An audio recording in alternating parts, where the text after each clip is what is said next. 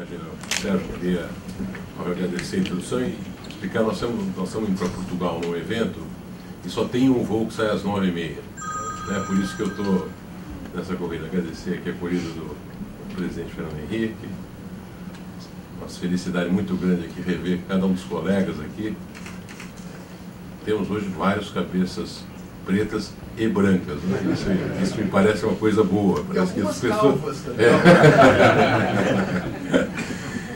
Então, acho que é uma coisa muito positiva. Eu vim aqui mais para compartilhar um pouco do momento da Eletrobras. Eu estou há 10 meses na companhia.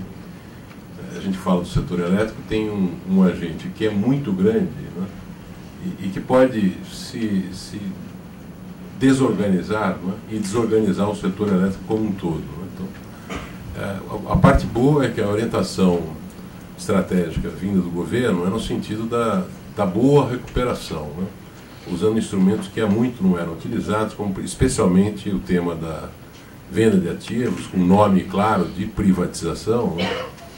E para além disso, né, de uma agenda que é uma agenda de empresa privada, que é a agenda de eficiência, e que, por óbvio, não é mais difícil de ser implementada do que numa empresa pública quase que viciada, do que numa empresa privada. Então eu vou falar um pouquinho disso, né, e obviamente vamos colocar aqui para perguntas, mas começando aqui com essa agenda, algumas coisas que até eu não sabia, né? 170 bilhões em ativos, assim, é uma das 16 maiores do mundo enquanto empresa privada, é hoje a quarta maior, era a quinta, em geradora hidrelétrica ou empresas ligadas à energia renovável do mundo. Então nós estamos falando de um patrimônio realmente que foi montado aqui no Brasil, em termos de ideias, assim, 1/3 da capacidade de geração brasileira,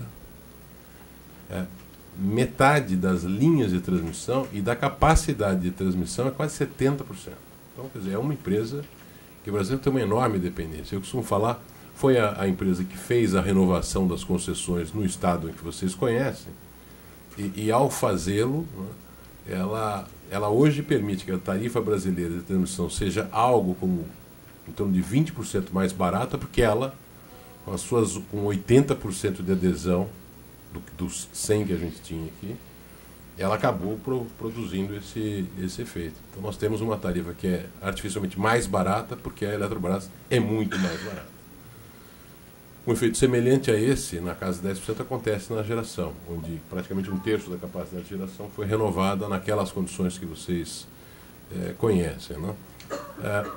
Nós tomamos uma decisão estratégica de se focar nos dois negócios que nós temos relevância, geração e transmissão, e saída de distribuição. Então, apesar de nós ainda termos 4.300.000, quando eu entrei a gente tinha 7, nós já vendemos uma distribuidora e espero que a gente consiga vender as outras 6 até o final deste ano. E aí nós tomamos também uma outra decisão de sair da gestão dos fundos setoriais, né? Que era algo que a gente sempre foi contestado. Eu acho que, olhando, aguardando a companhia, talvez não seja correta essas colocações, mas a verdade é o seguinte, ela não é unânime, nem de um lado e nem do outro. E para uma empresa que na nossa situação, é melhor que a gente saia disso e se foque realmente na operação dessas grandes usinas, são mais de 200 usinas, e no sistema de transmissão. Aqui começa talvez o começo dos problemas de gestão da Eletrobras, né? Parece que é uma estrutura simples, né? São 17 subsidiárias, né? E aí a particularidade é o que aconteceu nos últimos anos. Em 4 delas, Furnas, Chesf, Eletronorte e Eletrosul, nós botamos 178 SPS embaixo. E cada SPE com aqueles requintes de crueldade para quem paga, né? Com diretoria, com conselho, é um negócio muito difícil de tocar. E nós ainda temos uma empresa de participações que tem 26 participações relevantes de setor elétrico. Uma irrelevante que a gente tem é 0,5% da JUC, né? Mas 0,5% não é relevante em lugar nenhum, numa empresa daquele tamanho. Mas nós temos quase 40%, por exemplo, da CETEP. Então, esse tipo de participação nós temos, e tudo isso virou garantia para empréstimo compulsório. A companhia tem uma... Aliás, não é nem dela, né? O empréstimo compulsório houve um questionamento na justiça por conta dos planos econômicos, né? E os planos econômicos, o expurgo de inflação em plano econômico deu um direito estabelecido por alguns juízes e que a companhia provisionou 14 bilhões de reais. E para fazer frente a isso, entregou as ações de tudo que ela tinha. Por isso, então, o mais fácil para reestruturar a companhia era vender participações em bolsa, que já tem um preço de mercado. Isso nós não podemos fazer. Então, aí vocês vão ver, a gente fala um pouco das vendas em SPS. Uma companhia interessante, porque quando a gente fala também de Brasil fora, né, vocês veem a estrutura de ações, ela é listada em 3 lugares no mundo: São Paulo, Nova York e Madrid. 20% das ações ordinárias estão em free float, 20%, 20% delas são preferenciais, e nas preferenciais mais de 80% é free float, está privado. E hoje 36% então do capital da companhia está em mercado, sendo que nas preferenciais metade é fora do Brasil e nas ordinárias praticamente metade também fora do Brasil, do que está em free float. Então o que acontece quando a Eletrobras acaba contaminando de alguma maneira a percepção de Brasil em vários continentes, para além do nosso, né? Muito bem, e aqui um pouco do drama que a gente viveu, uma companhia que cresceu muito, e cresceu muito especialmente nos últimos 5 anos, onde ela se envolveu nos grandes projetos de geração estruturante, né? Então Belo Monte, Telespires, Giral e outros, né? E se envolve ainda, tem desafios grandes para terminar obras. O próprio Belo Monte a gente deve terminar uma parte neste ano aqui, que seria a energia assegurada, mas ela só termina efetivamente em 2019, final de 2019. Mas esse ano nós conseguimos pelo menos terminar Telespires no ano passado, Telespires, Giral e Santo Antônio. Mas ainda temos por Mauá, uma termoelétrica, São Manuel, várias eólicas, Sinop, e ainda está envolvida nos projetos estruturantes para frente, Tapajós, etc. Sem falar de Angra, né, que nós temos aí uma pendência. Essa é uma obra que a gente interrompeu. Na área de transmissão, a mesma coisa. A impressão que eu tive, assim, eu entrando na Eletrobras, parece que transmissão só fizemos nós aqui. Parece que o que foi feito em transmissão foi feito na margem, nos leilões recentes. É uma coisa relativamente pequena diante daquilo que foi construído aqui. E ela está envolvida, como vocês veem aqui, nos grandes projetos na BMTE, que traz energia de Belo Monte. Ela tem 49%, e a Madeira ela tem nos 2 bipolos. Então, as grandes linhas também têm uma participação relevante da Eletrobras. E aqui, talvez em 4 slides, dá para entender por que a gente chegou nessa situação difícil. No slide de cima, eu brinco com o pessoal, falei assim, eu coloquei em vermelho o que parece ser a receita e a nossa despesa. Então, e essa que é a crueldade. Em verde, a receita, né? Vocês veem que teve lá 579, né, e ela, de fato, tirou praticamente 30%, 25% da receita da companhia, mas a gente reagiu com a despesa como se nada tivesse acontecido, com requinte de crueldade, né? Então, essa situação. A despesa que a gente podia falar assim, que é gerenciável com o amarelo, praticamente não se mexe ao longo desse período. É um negócio interessante. Do lado direito, você vê o que acontece com o EBITDA da companhia. Já não era uma Brastemp, tá? Ele vai a zero e fica rodando assim, muito próximo de zero. E o que é pior, né? Eu vou mostrar um pouco para frente, toma financiamentos muito caros, especialmente depois que perde o grau de investimento, e aí o desastre é enorme. Quer dizer, ela acumulou em 4 anos mais de 30 bilhões de prejuízo. Como é que financiou esse prejuízo? Abatendo do patrimônio líquido. A companhia completou, uma semana atrás, 55 anos, e ela em 4 consumiu metade do seu patrimônio. Em 4.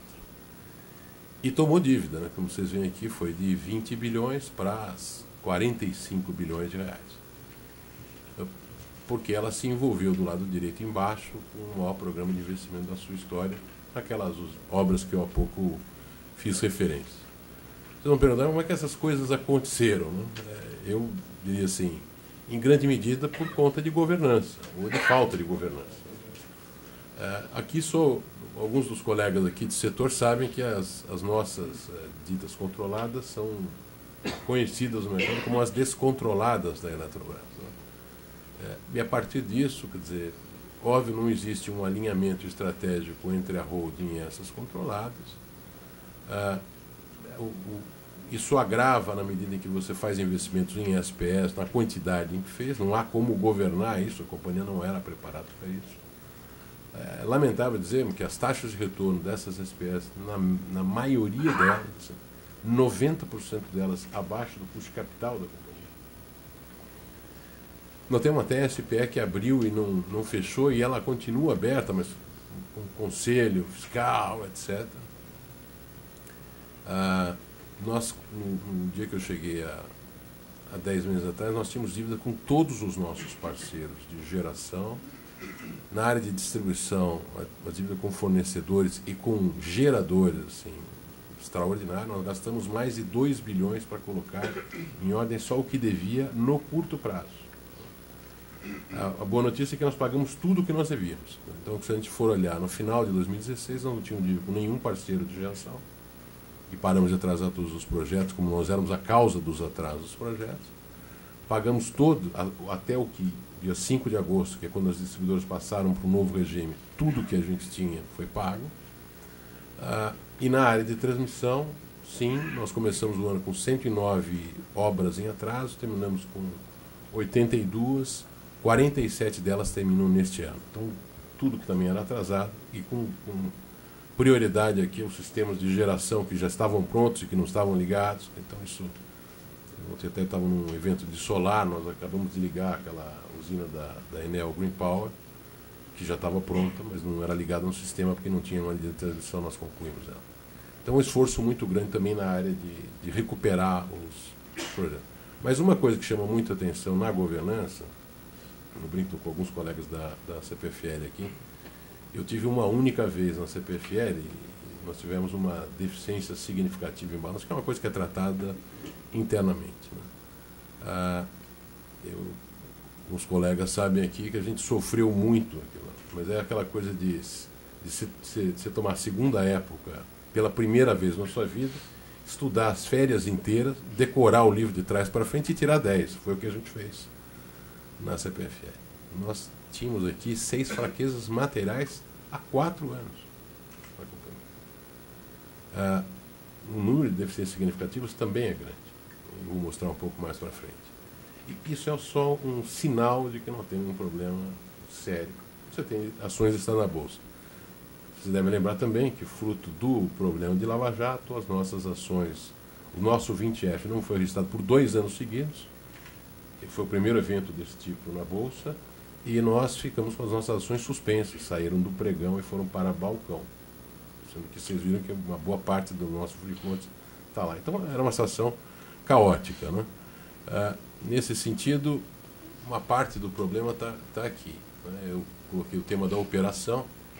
Por que a gente gera prejuízo? Né? Do lado esquerdo está o nosso custo real, do lado direito o nosso custo coberto por tarifa. Né? Então vocês vejam que na área de distribuição, o nosso custo real é 70% maior do que o custo regulatório. Na área de geração e transmissão, ele está na casa de 43%. No todo, nosso custo é 50% maior do que a tarifa cobra.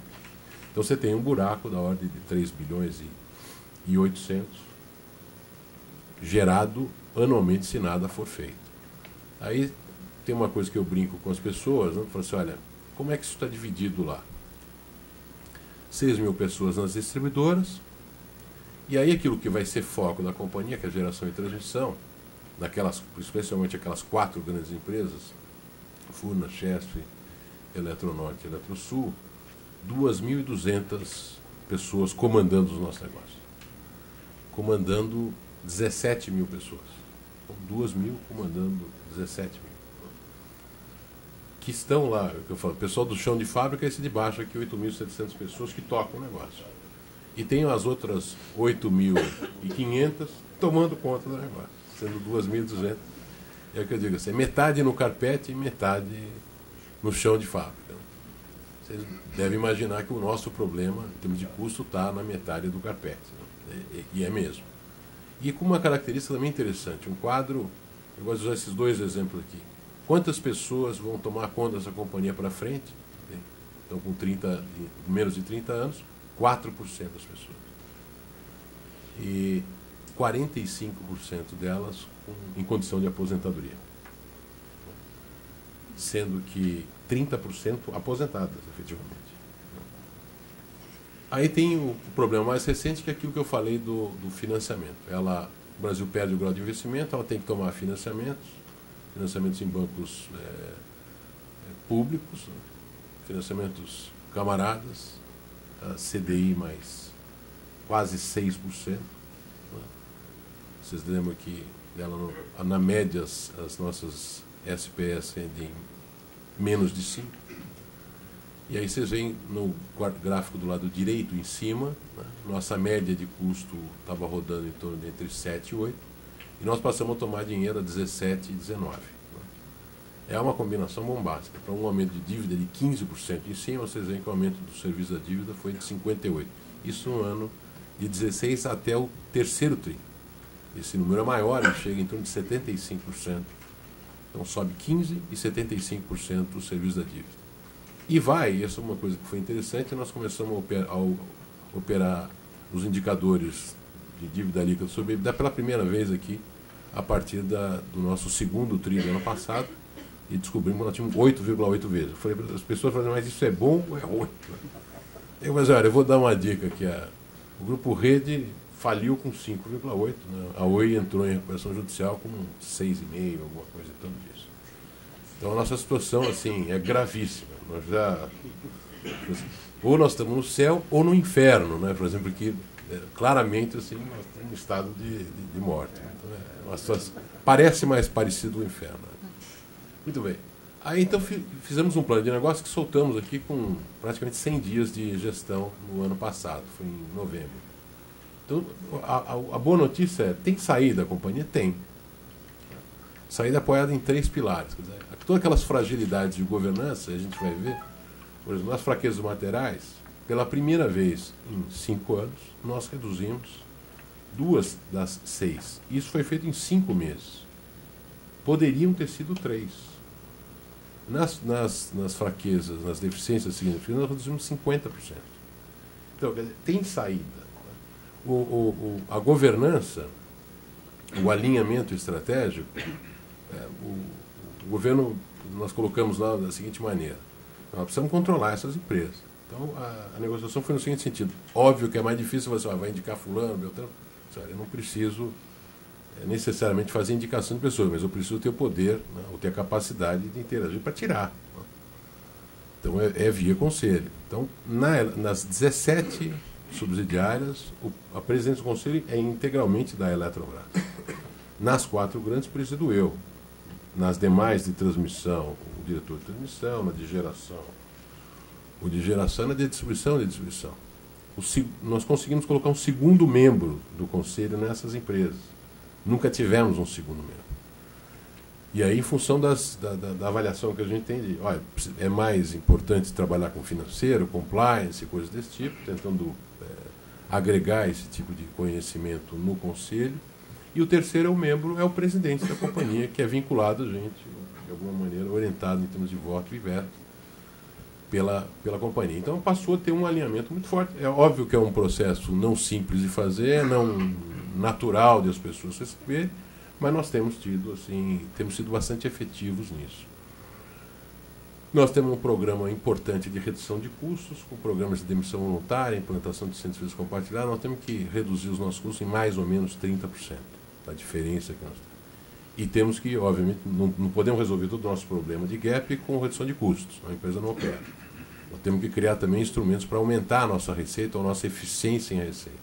Eu vou falar de alguma coisa. E o tema da disciplina financeira, de tal maneira que a gente possa reduzir nosso endividamento de 9 para menos de 4 vezes, que é bastante compatível aqui com o tamanho das nossas operações. Vou passar rápido aqui, para a gente não perder muito tempo, mas é dizer, cada plano tem um conjunto de iniciativas, essas iniciativas são acompanhadas trimestralmente junto com o mercado, mensalmente pelo conselho e semanalmente pela empresa. Então estabelecemos um modelo de gestão com esse tipo de coisa. Então, por exemplo, no tema da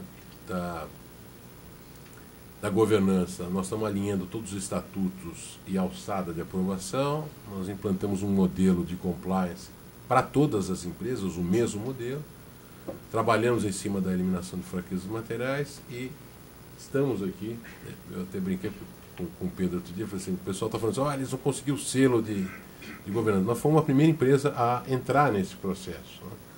E devemos ter esse selo nesse ano. Então estamos trabalhando aqui, voltando ao Dow Jones, e estamos no ISE também. Então a empresa tem um avanço importante nessa área. Eu acho que a gente tem uma coisa que é perceptível, é essa governança melhor. Aqui, uma mudança importante aqui, na administração, nós estamos seguindo já a Lei 13.303, isso também é um outro dado positivo. Fala assim, olha, pode melhorar? Pode melhorar. Mas ela já estabelece um conjunto grande de restrições. O nosso conselho tem um comitê de pessoas que é liderado pelo Falcone. Então, das indicações que, teoricamente, nós recebemos, algo como 30% tinha algum tipo de desalinhamento em relação à própria lei e em relação, por exemplo, à formação, experiência para a função. Isso não tem... Das estatais, a 13.303. Então, isso tem sido muito importante. A gente, acho que a governança se qualificou em todos os fóruns dela. Nós conseguimos, mudamos aí o nosso código de ética, evoluímos ele, estamos fazendo um programa, estabelecemos compulsoriedade de programas de treinamento para código de ética e para aquele pessoal que é das áreas chamadas de risco, tipo suprimentos, etc. Então, conseguimos arquivar o 20F, que estava há 2 anos parado, voltamos a operar na Bolsa de Nova York. O 20F é o nosso balanço que tem que ser registrado na SEC, nos Estados Unidos, como é aqui o formulário de referência, você tem que entregar para a CVM. Então, para você operar, você tem que ter isso regulado. Nós éramos a única que não tinha. Tem 2.700 empresas listadas, 27 brasileiras. Então, isso foi uma coisa também muito importante. Nós conseguimos, como falei, reduzir fraquezas materiais e deficiências significativas de forma consistente em pouco tempo. E acho que, especialmente, ligamos a auditoria a todos os conselhos de administração e toda a ouvidoria ao conselho de administração e contratamos um canal privado único para atender a todas as companhias do grupo Eletrobras. Então, começamos a tratar denúncia de uma forma única, por um canal único e privado, né, descontaminado das pessoas na empresa. Então, aqui avanços importantes. Aqui é só para mostrar o que está em azul, é troca de pessoas na diretoria e em verde nos conselhos de administração. Então, você vê que tem uma mudança realmente importante em todas as operações, ou nas principais que estão aqui colocadas. Dá os mais de 70%. Aqui eu já falei sobre eliminação de fraquezas. Aqui são essas fraquezas que a gente tinha colocado. Aqui é o programa do Bovespa, que nós estamos, assim, imagino que até o final do ano nós consigamos esse selo, estamos bastante avançados. No tema da eficiência operacional, que é o principal, eu vou falar de algumas coisas. Uma reestruturação organizacional, aqueles 2.200 chefes, nós tivemos uma redução. Aqui eu mexi nesse. É muito sensível esse sistema. Não, vou colocar aqui.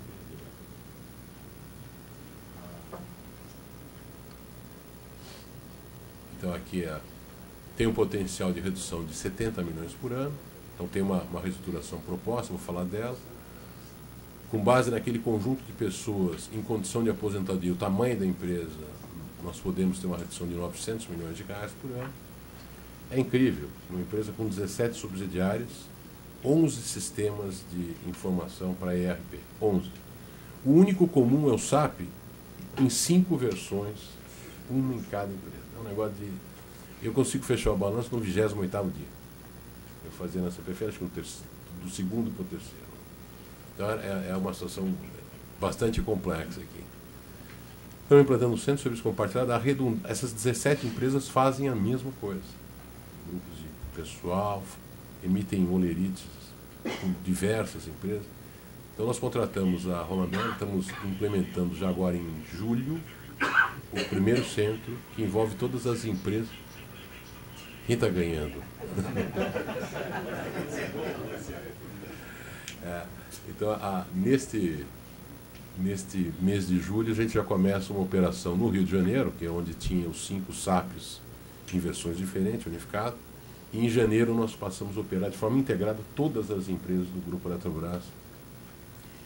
E tanto na aposentadoria quanto nesse caso, nós temos um potencial de produção de 5 mil pessoas de 17.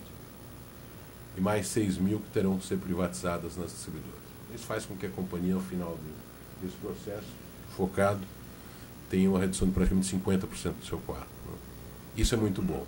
Nós também temos aqui, obviamente, custo administrativo. Vou dar um exemplo. Né? Todas as empresas tinham escritórios de representação em Brasília, presidente. Todas. Né? É um grupo, mas cada uma tem o seu. Nós juntamos. A empresa que tem sede em Brasília é a Eletronorte. Tem algum lugar aí na Eletronorte? Não, nós podemos arrumar para vocês. Foi ótimo. Nós arrumamos um andar.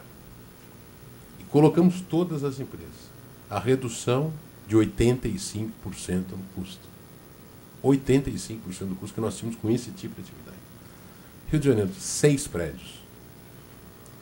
Nós já estamos com 4 e, se tudo correr bem, no final do ano ficamos com 2 prédios. A redução de despesa da ordem de 60%, com despesas administrativas. Então, quer dizer, há muito espaço para a redução. E, óbvio, eu não coloco aqui, mas aquilo é comum, horas extras. Uma empresa que tem muito mais empregado sobre custos em relação aos regulatórios, ainda tem hora extra, periculosidade e sobreaviso. Assim, valores absurdos. Nós temos uma meta aqui de economizar 75 milhões por ano. E tem 2 estratégias importantes no tema da receita. A primeira é que nós operávamos nosso mercado livre de forma desarticulada, sem uma referência única de preço. A gente sabe, as empresas, você prefere, tem uma reunião semanal, tá certo? Para a gente alinhar percepções. Nós não tínhamos uma percepção alinhada. A gente sabe que algumas das vezes nós chegamos, inclusive, como você prefere, intermediar a operação entre 2 das companhias. Então, óbvio, fizemos. Nós não estamos criando uma comercializadora neste momento do Grupo Eletrobras, mas estamos fazendo um trabalho de desenvolvimento, né, de instrumentos para facilitar a decisão em relação à comercialização. Há um potencial de melhora nisso, até para a gente não ser prejudicado por nós mesmos. Né? E há um conjunto a gente sabe claramente, só para dar um exemplo, no caso da 579, ela gerou algumas aplicações. Ela foi muito rápida, ela deixou de considerar algumas coisas. Isso hoje a gente está trabalhando para que na revisão extraordinária de tarifa que acontece agora, isso seja reconhecido. O tratamento que foi dado à CESP em São Paulo para venda já é completamente diverso daquele que nós tivemos nas nossas empresas. Então aqui há um potencial também. E aqui é só para dar um pouco dos números aqui. No corte de posições gerenciais, nós tínhamos previsto o corte de 587, nós já temos, se a gente for olhar pelo corte de posições gerenciais, nós já temos 688. Então já estamos com 18% a mais do que a meta que nós tínhamos se colocado. Isso mostra que isso a gente aplicou um conjunto de critérios para as empresas, né? Assessores. Né? Assessores tinha no diretor, no superintendente, era um cargo cobiçado. Né? Nós limitamos a 2 só no diretor. Isso já gerou uma redução de praticamente metade dos assessores no grupo inteiro. Né? Para dar alguns exemplos. Secretários. Né? Nós contratamos secretários particulares. Né? Uma redução de 40%. Só com essas medidas a gente simples, né? de se fazer, e com redução de custo associado, porque tem alguma gratificação que a gente não paga. Né? Uma perspectiva boa. Aqui eu também não nos detendo muito nisso, é só para mostrar que os efeitos, eu acho que nessa daqui fica mais simples de olhar. Os efeitos da redução de pessoal vão ser na casa de 12 mil, 6 mil pela privatização e os restantes 5 mil pela aplicação de um plano de aposentadoria, né, que está aqui colocado, e um plano de demissão incentivada para se reduzir na implantação do centro de serviço compartilhado. A verdade é que essas iniciativas, no todo, trazem tem um potencial de uma redução de 2,5 bilhões só elas, né? Até um pouco mais quando a gente olha os custos administrativos ligados a essas ações. E, obviamente, nós temos que o resto daquele desequilíbrio nós temos que buscar na forma de aumento de receita, de aumento de eficiência das nossas operações. A boa notícia é que a gente tem saída para o Grupo Eletrobras, coisa que parecia não existir no começo. Aqui já falamos sobre esse tema, né, é o tema do SAP, né, das nossas empresas, aquelas que têm, aquelas que não têm. Então, isso já foi contratado, inclusive, aqui uma notícia interessante. Decisão de contratação em setembro. A nossa de licitação colocada na praça em dezembro, janeiro. Nós acabamos de contratar agora, há 2 semanas atrás, depois de 3 recursos dos candidatos. Assim, não, por mais correto que você faça, também a gente tem que olhar que os agentes privados que participam, eles também perturbam, e você é obrigado a seguir um conjunto de prazos legais, não tem jeito. Então, para você fazer isso, então a gente conseguiu, pela primeira vez, fazer com que todas as empresas tenham um único SAP, né? Isso vai ser, em 55 anos, é a primeira vez que a gente vai falar a mesma língua, todas as empresas. Montamos isso aqui alinhado com a implantação do Centro de Serviços Compartilhados. O SAP é fundamental para que você possa providenciar isso. O conjunto de atividades, aqui eu também não vou me deter nisso, né? Identificamos as atividades de negócio, as corporativas, e definimos quais são aquelas que vão fazer parte do Centro de Serviços Compartilhados. E algumas coisas que a gente passou a acompanhar, eu estou colocando essas economias de holding, uma perspectiva só na holding de 32 milhões de reais, redução de contratos de terceiros. Então começamos a aplicar aquilo que o Falcone faz de forma habitual. Aqui só, finalmente, o tema da alavancagem, que nós tínhamos quase 9 vezes. Então, 6 iniciativas, redução de investimento. A empresa nesse tamanho pode investir 50 bilhões de forma plurianual. Nós reduzimos isso aqui em 30%, sendo que, de verdades, acabou sendo 50%, porque 10 bilhões disso aqui é exatamente a reserva que a gente tem para uma função ligada à Angra 3. Né? Privatização do distribuidor, já vendemos uma com um ágio de 30%, né, que foi a CELG, as outras 6 vamos falar mais à frente. Venda de imóveis administrativos, vai sobrar muita coisa. Otimização tributária, venda de SPS e reestruturação societária. Não precisa ter 17 empresas. Né? Não precisa ter geradoras como a CGTE, por exemplo. Poderia estar ligada na Eletrosul. A Amazonas GT poderia estar ligada na Eletronorte. Quer dizer, então, e essas empresas têm prejuízo, que poderia também, na hipótese de a gente receber, a gente começar a receber agora a RBSE, aquela indenização de transmissão, ela poderia ter um tratamento melhor. Então isso tudo está endereçado, com potencial. Aqui está o negócio do investimento. E eu só quis chamar a atenção desse ponto. É a primeira vez que ele acontece no seguinte sentido. Vocês não viram a gente num leilão de transmissão pela primeira vez. Nós estivemos em todos os leilões nos últimos anos com 49%. Então vocês veem que tem 2 anos aqui que o orçamento é 0, exatamente para que a gente termine o que começou antes de começar alguma coisa que a gente possa gerar problema, inclusive de atraso. Né? Então isso tá acontecendo. Isso não está comprometendo as obras. Nós estamos aqui com a Belo Monte chega na energia segurada em outubro desse ano. A partir daí são as colocações daquelas turbinas menores. Então a gente não tem, eu diria assim, é o que eu coloquei em janeiro de 2020, é provável que a gente faça isso no segundo semestre de 2019. Essa é a última a ser entregue. Nós entregamos São Manuel em julho do ano que vem, entregaremos Sinop em dezembro do ano que vem, entregaremos a linha de transmissão que transporta Belo Monte integralmente em fevereiro do ano que vem. Então, a boa notícia é, e esse orçamento está garantido, os cronogramas estão assinados, as grandes obras terminam no curto prazo, e terminarão. As privatizações, agora em julho nós devemos Esse trabalho está junto com o BNDES, contratamos empresas privadas, serviço A e B, como sempre foi feito.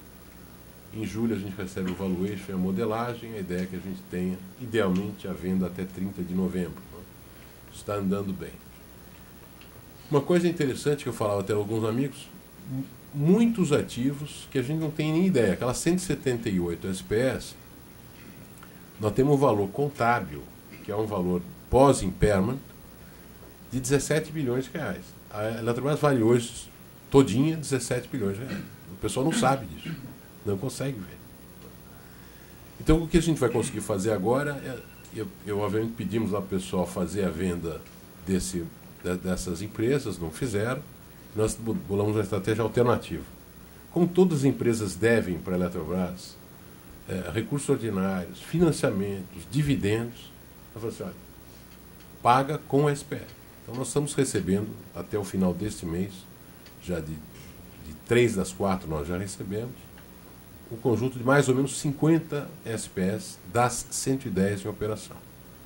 E essas vão ser agora organizadas, nós contratamos um banco de investimento, o BTG, e o banco está organizando 2 pacotes, um só de eólicas e um só de transmissão. E nós temos também um valuation para poder exercer direitos de tag along nas empresas de geração. Com isso nós já temos um potencial, eu acho que nessa próxima a gente mostra, isso está gerando em torno de 4 bilhões e 750 de volume de recursos para a quitação dessas dívidas. E isso é que a gente já vai vender. Isso é o valor histórico, o valor contábil. Já depois de impairment. Então eu acredito que numa boa modelagem a gente consiga ter valores até maiores do que esse. E isso faz com que todas as 4 controladas já operem abaixo de 6 vezes EBITDA. Se elas reduzirem os seus quadros de pessoal, vão operar abaixo de 4. Aqui eu já falei uma boa parte desse negócio para vocês. A coisa boa é, nós conseguimos, já temos alguns sinais de efetividade, seja de privatização, de ações de governança, conseguimos restabelecer os empréstimos do BNDES para as obras de grande porte, tivemos aí o reconhecimento da RBC, embora ainda com 15% de problemas para resolver, mas 85% começam a ingressar na companhia agora. Tá? E uma reação, em que pese a gente ter perdido nesses últimos anos políticos quase 25% do valor da empresa, mas a empresa subiu aí em cerca de um ano 225%. Então é um reconhecimento importante que o mercado fez da empresa. E aqui só para fechar esse último slide, pela primeira vez a companhia reverte o prejuízo, né, que vinha de 4 anos, então esse número é o lucro apontado em 2016. E se a gente for olhar em base anualizada, a gente chegou a 8, mas na base trimestral, o ITR deste ano aqui teve 1.378. Outra boa notícia, a gente tem aqui uma redução do custo de pessoal, material, serviços terceiros e outros, então já entrando em ritmo, e uma melhora da nossa margem EBITDA gerencial. Era basicamente isso, né? Eu acho que coloquei aqui um conjunto de perspectivas, mas eu já me avancei na minha...